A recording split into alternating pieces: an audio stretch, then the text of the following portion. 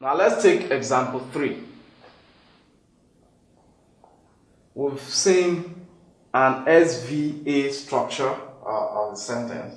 We can still have a situation where what comes after the verb is an object.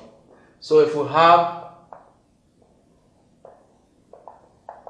he ate rice, what we have here is subject, ate is verb, and rice is the object. So in this structure, we have our subject and predicate, and the predicate is broken into SVO, or that means the predicate is broken into verb and object. So you want to realize that is a possibility.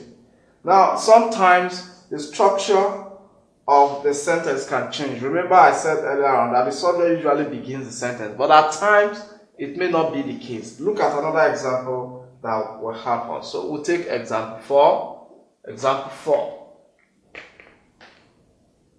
4 here. Let's just say he left in the morning. He left in the morning. Our subject is he. Our verb is left. In the morning is an adverb or adverb phrase. So we have an SVA.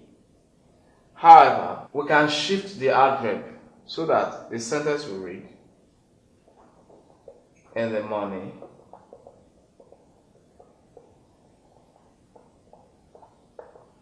he left. So what do we have here? We have A, we have S, we have B. So the SVA has changed to ASV because the adverb has moved to the beginning. And with that, we need to realize that the adverbs in sentences are freer than any other component, and so they can easily move. So we have seen the structure, that the structure of the sentence can change because of movement of a particular segment of the sentence. Now the structure can also change, not because the adverb has moved, but because the sentence we're rendering is a different one.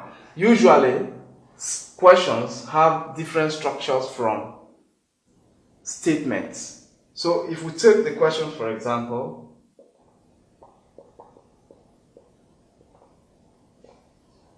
will you eat bread? You see now that will is not the subject, it's a verb, and then you is our subject.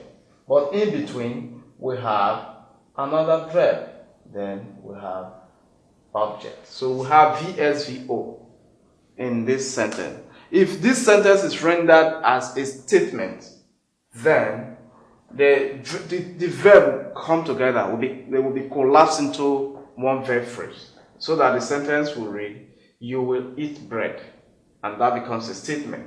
Then our structure at that point, let's just render it as an example, will not be, you will eat bread. So we'll have S, V, O.